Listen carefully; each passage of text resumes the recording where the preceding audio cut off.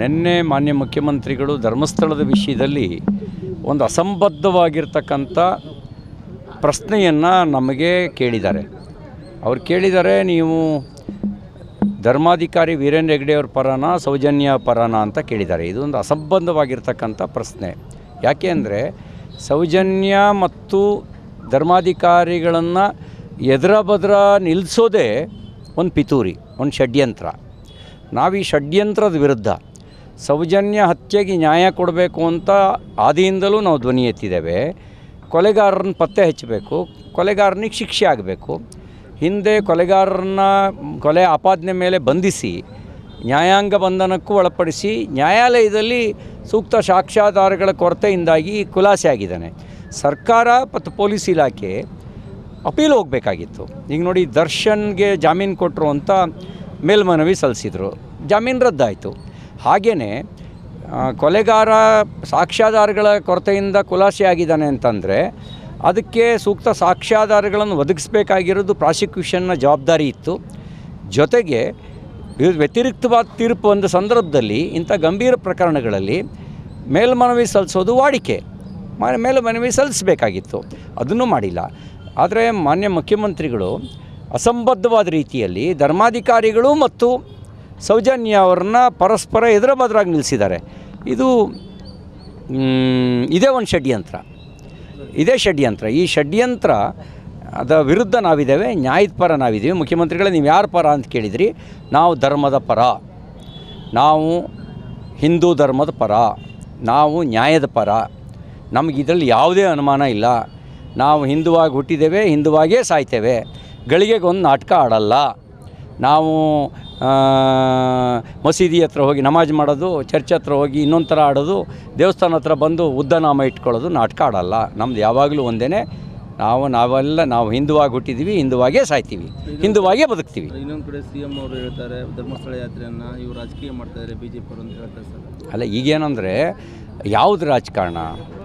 ಯಾರೋ ಒಬ್ಬ ಬುರ್ಡೆ ಗ್ಯಾಂಗಿನ ಮಾತು ಕೇಳಿ ಕೋಟ್ಯಾಂತರ ಜನ ಶ್ರದ್ಧೆ ಇಟ್ಕೊಂಡಿರ್ತಕ್ಕಂಥ ಧರ್ಮಾಧಿಕಾರಿಗಳ ವಿರುದ್ಧದ ತನಿಖೆಗೆ ಆದೇಶ ಮಾಡಿದ್ದೇ ರಾಜಕಾರಣ.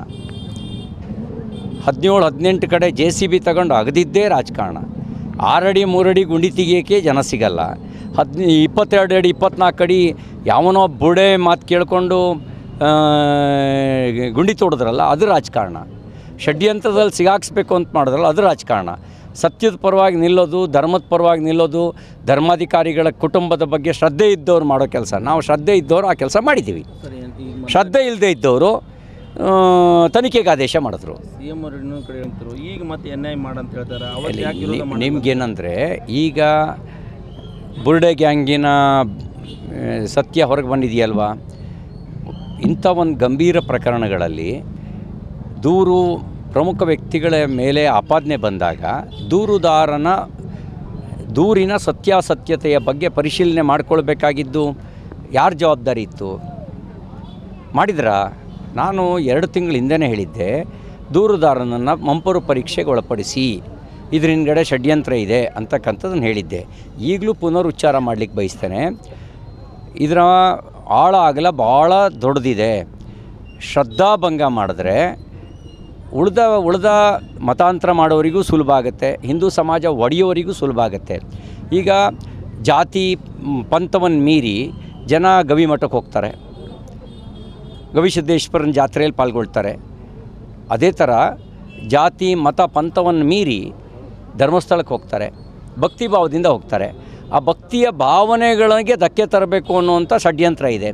ಆ ಷಡ್ಯಂತ್ರಕ್ಕೆ ಕುಮ್ಮಕ್ಕೆ ಕೊಟ್ಟಿರೋದ್ರೊಳಗೆ ಕೆಲವು ಮತಾಂಧ ಶಕ್ತಿಗಳು ಇದ್ದಾವೆ, ವಿದೇಶಿ ಹಣವೂ ಬಂದಿದೆ, ಮತ್ತು ಕಾಂಗ್ರೆಸ್ನ ಒಬ್ಬ ನೆರೆಯ ರಾಜ್ಯದ ಸಂಸತ್ ಸದಸ್ಯನೊಬ್ಬ ಇದಕ್ಕೆಲ್ಲ ಡೈರೆಕ್ಷನ್ ಕೊಟ್ಟಿದ್ದಾನೆ, ಫೈನಾನ್ಸ್ ಮಾಡಿದ್ದಾನೆ ಅಂತಕ್ಕಂಥ ಆಪಾದನೆ ಇದೆ. ಇಂಥ ಆಪಾದನೆ ಪ್ರಾಮಾಣಿಕವಾಗಿ ತನಿಖೆ ಆದರೆ ಮಾತ್ರ ಸತ್ಯ ಏನು ಹೊರಗೆ ಬರುತ್ತೆ. ಈಗ ಆಪಾದನೆ ಸತ್ಯ ಆಗಿದ್ದರೆ ಅದು ಮುಚ್ಚಾಕುವಂಥ ಕೆಲಸವನ್ನು ಸ್ವಾಭಾವಿಕವಾಗಿ ಇಲ್ಲಿರುವ ಕಾಂಗ್ರೆಸ್ ಸರ್ಕಾರ ಮಾಡೇ ಮಾಡುತ್ತೆ. ಅದಕ್ಕೋಸ್ಕರ ನಾವು NIA ಕೊಡಿ ಅಂತ ಹೇಳ್ತಾ ಇರೋದು. ನಿನ್ನೆ ಮಾನ್ಯ ಮುಖ್ಯಮಂತ್ರಿಗಳು ಧರ್ಮಸ್ಥಳದ ವಿಷಯದಲ್ಲಿ ಒಂದು ಅಸಂಬದ್ಧವಾಗಿರ್ತಕ್ಕಂಥ ಪ್ರಶ್ನೆಯನ್ನು ನಮಗೆ ಕೇಳಿದ್ದಾರೆ. ಅವ್ರು ಕೇಳಿದ್ದಾರೆ, ನೀವು ಧರ್ಮಾಧಿಕಾರಿ ವೀರೇಂದ್ರ ಹೆಗ್ಗಡೆಯವ್ರ ಪರನ ಸೌಜನ್ಯ ಪರನ ಅಂತ ಕೇಳಿದ್ದಾರೆ. ಇದೊಂದು ಅಸಂಬದ್ಧವಾಗಿರ್ತಕ್ಕಂಥ ಪ್ರಶ್ನೆ. ಯಾಕೆ ಅಂದರೆ ಸೌಜನ್ಯ ಮತ್ತು ಧರ್ಮಾಧಿಕಾರಿಗಳನ್ನು ಎದುರ ಬದ್ರ ನಿಲ್ಲಿಸೋದೇ ಒಂದು ಪಿತೂರಿ, ಒಂದು ಷಡ್ಯಂತ್ರ. ನಾವು ಈ ಷಡ್ಯಂತ್ರದ ವಿರುದ್ಧ ಸೌಜನ್ಯ ಹತ್ಯೆಗೆ ನ್ಯಾಯ ಕೊಡಬೇಕು ಅಂತ ಆದಿಯಿಂದಲೂ ನಾವು ಧ್ವನಿ ಎತ್ತಿದ್ದೇವೆ. ಕೊಲೆಗಾರರನ್ನ ಪತ್ತೆ ಹಚ್ಚಬೇಕು, ಕೊಲೆಗಾರನಿಗೆ ಶಿಕ್ಷೆ ಆಗಬೇಕು.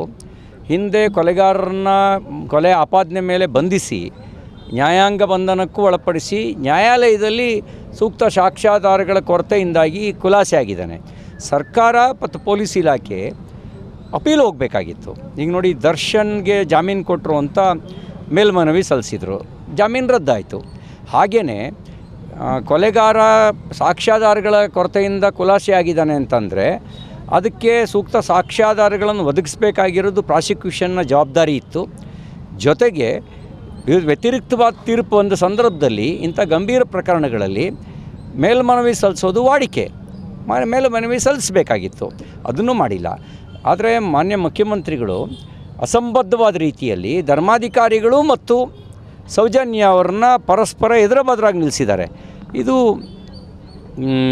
ಇದೇ ಒಂದು ಷಡ್ಯಂತ್ರ, ಇದೇ ಷಡ್ಯಂತ್ರ. ಈ ಷಡ್ಯಂತ್ರ ಅದ ವಿರುದ್ಧ ನಾವಿದ್ದೇವೆ, ನ್ಯಾಯದ ಪರ ನಾವಿದ್ದೀವಿ. ಮುಖ್ಯಮಂತ್ರಿಗಳೇ, ನೀವು ಯಾರ ಪರ ಅಂತ ಕೇಳಿದ್ರಿ, ನಾವು ಧರ್ಮದ ಪರ, ನಾವು ಹಿಂದೂ ಧರ್ಮದ ಪರ, ನಾವು ನ್ಯಾಯದ ಪರ. ನಮಗೆ ಇದರಲ್ಲಿ ಯಾವುದೇ ಅನುಮಾನ ಇಲ್ಲ. ನಾವು ಹಿಂದುವಾಗಿ ಹುಟ್ಟಿದ್ದೇವೆ, ಹಿಂದುವಾಗೇ ಸಾಯ್ತೇವೆ. ಗಳಿಗೆಗೊಂದು ನಾಟಕ ಆಡಲ್ಲ. ನಾವು ಮಸೀದಿ ಹತ್ರ ಹೋಗಿ ನಮಾಜ್ ಮಾಡೋದು, ಚರ್ಚ್ ಹತ್ರ ಹೋಗಿ ಇನ್ನೊಂದು ಥರ ಆಡೋದು, ದೇವಸ್ಥಾನ ಹತ್ರ ಬಂದು ಉದ್ದನಾಮ ಇಟ್ಕೊಳ್ಳೋದು, ನಾಟಕ ಆಡಲ್ಲ. ನಮ್ದು ಯಾವಾಗಲೂ ಒಂದೇ, ನಾವು ಹಿಂದುವಾಗಿ ಹುಟ್ಟಿದ್ದೀವಿ, ಹಿಂದುವಾಗೇ ಸಾಯ್ತೀವಿ, ಹಿಂದುವಾಗೇ ಬದುಕ್ತೀವಿ. ಇನ್ನೊಂದು ಕಡೆ CM ಅವರು ಹೇಳ್ತಾರೆ ಧರ್ಮಸ್ಥಳ ಯಾತ್ರೆಯನ್ನು ಇವರು ರಾಜಕೀಯ ಮಾಡ್ತಾಯಿದ್ದಾರೆ BJP ಅವರು ಅಂತ ಹೇಳ್ತಾರೆ ಸರ್. ಅಲ್ಲ, ಈಗೇನಂದರೆ ಯಾವುದು ರಾಜಕಾರಣ? ಯಾರೋ ಒಬ್ಬ ಬುರ್ಡೆ ಗ್ಯಾಂಗಿನ ಮಾತು ಕೇಳಿ ಕೋಟ್ಯಾಂತರ ಜನ ಶ್ರದ್ಧೆ ಇಟ್ಕೊಂಡಿರ್ತಕ್ಕಂಥ ಧರ್ಮಾಧಿಕಾರಿಗಳ ವಿರುದ್ಧದ ತನಿಖೆಗೆ ಆದೇಶ ಮಾಡಿದ್ದೇ ರಾಜಕಾರಣ. 17-18 ಕಡೆ JCB ತಗೊಂಡು ಅಗದಿದ್ದೇ ರಾಜಕಾರಣ. 6 ಅಡಿ 3 ಅಡಿ ಗುಂಡಿ ತೆಗಿಯೋಕ್ಕೆ ಜನ ಸಿಗಲ್ಲ. 22 ಅಡಿ 24 ಅಡಿ ಯಾವನೋ ಬುರ್ಡೆ ಮಾತು ಕೇಳಿಕೊಂಡು ಗುಂಡಿ ತೋಡಿದ್ರಲ್ಲ, ಅದು ರಾಜಕಾರಣ. ಷಡ್ಯಂತ್ರದಲ್ಲಿ ಸಿಗಾಕ್ಸ್ಬೇಕು ಅಂತ ಮಾಡಿದ್ರಲ್ಲ, ಅದು ರಾಜಕಾರಣ. ಸತ್ಯದ ಪರವಾಗಿ ನಿಲ್ಲೋದು, ಧರ್ಮದ ಪರವಾಗಿ ನಿಲ್ಲೋದು, ಧರ್ಮಾಧಿಕಾರಿಗಳ ಕುಟುಂಬದ ಬಗ್ಗೆ ಶ್ರದ್ಧೆ ಇದ್ದವ್ರು ಮಾಡೋ ಕೆಲಸ. ನಾವು ಶ್ರದ್ಧೆ ಇದ್ದವರು ಆ ಕೆಲಸ ಮಾಡಿದ್ದೀವಿ. ಶ್ರದ್ಧೆ ಇಲ್ಲದೆ ಇದ್ದವರು ತನಿಖೆಗೆ ಆದೇಶ ಮಾಡಿದ್ರು. CM ಅವರು ಇನ್ನೊಂದು ಕಡೆ ಹೇಳ್ತಾರೆ ಈಗ ಮತ್ತೆ NIA ಮಾಡಂತ ಹೇಳ್ತಾರೆ. ನಿಮ್ಗೇನಂದರೆ, ಈಗ ಬುರ್ಡೆ ಗ್ಯಾಂಗಿನ ಸತ್ಯ ಹೊರಗೆ ಬಂದಿದೆಯಲ್ವಾ, ಇಂಥ ಒಂದು ಗಂಭೀರ ಪ್ರಕರಣಗಳಲ್ಲಿ ಪ್ರಮುಖ ವ್ಯಕ್ತಿಗಳ ಮೇಲೆ ಆಪಾದನೆ ಬಂದಾಗ ದೂರಿನ ಸತ್ಯಾಸತ್ಯತೆಯ ಬಗ್ಗೆ ಪರಿಶೀಲನೆ ಮಾಡಿಕೊಳ್ಬೇಕಾಗಿದ್ದು ಯಾರ ಜವಾಬ್ದಾರಿ ಇತ್ತು? ಮಾಡಿದ್ರಾ? ನಾನು 2 ತಿಂಗಳ ಹಿಂದೆನೇ ಹೇಳಿದ್ದೆ, ದೂರುದಾರನನ್ನು ಮಂಪರು ಪರೀಕ್ಷೆಗೆ ಒಳಪಡಿಸಿ, ಇದ್ರ ಹಿಂದ್ಗಡೆ ಷಡ್ಯಂತ್ರ ಇದೆ ಅಂತಕ್ಕಂಥದ್ದನ್ನು ಹೇಳಿದ್ದೆ. ಈಗಲೂ ಪುನರುಚ್ಚಾರ ಮಾಡಲಿಕ್ಕೆ ಬಯಸ್ತೇನೆ. ಇದರ ಆಳ ಅಗಲ ಭಾಳ ದೊಡ್ಡದಿದೆ. ಶ್ರದ್ಧಾಭಂಗ ಮಾಡಿದ್ರೆ ಉಳ್ದ ಮತಾಂತರ ಮಾಡೋರಿಗೂ ಸುಲಭ ಆಗುತ್ತೆ, ಹಿಂದೂ ಸಮಾಜ ಒಡೆಯೋರಿಗೂ ಸುಲಭ ಆಗುತ್ತೆ. ಈಗ ಜಾತಿ ಪಂಥವನ್ನು ಮೀರಿ ಜನ ಗವಿಮಠಕ್ಕೆ ಹೋಗ್ತಾರೆ, ಗವಿಸಿದ್ದೇಶ್ವರನ ಜಾತ್ರೆಯಲ್ಲಿ ಪಾಲ್ಗೊಳ್ತಾರೆ. ಅದೇ ಥರ ಜಾತಿ ಮತ ಪಂಥವನ್ನು ಮೀರಿ ಧರ್ಮಸ್ಥಳಕ್ಕೆ ಹೋಗ್ತಾರೆ, ಭಕ್ತಿ ಭಾವದಿಂದ ಹೋಗ್ತಾರೆ. ಆ ಭಕ್ತಿಯ ಭಾವನೆಗಳಿಗೆ ಧಕ್ಕೆ ತರಬೇಕು ಅನ್ನುವಂಥ ಷಡ್ಯಂತ್ರ ಇದೆ. ಆ ಷಡ್ಯಂತ್ರಕ್ಕೆ ಕುಮ್ಮಕ್ಕೆ ಕೊಟ್ಟಿರೋದ್ರೊಳಗೆ ಕೆಲವು ಮತಾಂಧ ಶಕ್ತಿಗಳು ಇದ್ದಾವೆ, ವಿದೇಶಿ ಹಣವೂ ಬಂದಿದೆ, ಮತ್ತು ಕಾಂಗ್ರೆಸ್ನ ಒಬ್ಬ ನೆರೆಯ ರಾಜ್ಯದ ಸಂಸತ್ ಸದಸ್ಯನೊಬ್ಬ ಇದಕ್ಕೆಲ್ಲ ಡೈರೆಕ್ಷನ್ ಕೊಟ್ಟಿದ್ದಾನೆ, ಫೈನಾನ್ಸ್ ಮಾಡಿದ್ದಾನೆ ಅಂತಕ್ಕಂಥ ಆಪಾದನೆ ಇದೆ. ಇಂಥ ಆಪಾದನೆ ಪ್ರಾಮಾಣಿಕವಾಗಿ ತನಿಖೆ ಆದರೆ ಮಾತ್ರ ಸತ್ಯ ಏನು ಹೊರಗೆ ಬರುತ್ತೆ. ಈಗ ಆಪಾದನೆ ಸತ್ಯ ಆಗಿದ್ದರೆ ಅದು ಮುಚ್ಚಾಕುವಂಥ ಕೆಲಸವನ್ನು ಸ್ವಾಭಾವಿಕವಾಗಿ ಇಲ್ಲಿರುವ ಕಾಂಗ್ರೆಸ್ ಸರ್ಕಾರ ಮಾಡೇ ಮಾಡುತ್ತೆ. ಅದಕ್ಕೋಸ್ಕರ ನಾವು NIA ಕೊಡಿ ಅಂತ ಹೇಳ್ತಾ ಇರೋದು.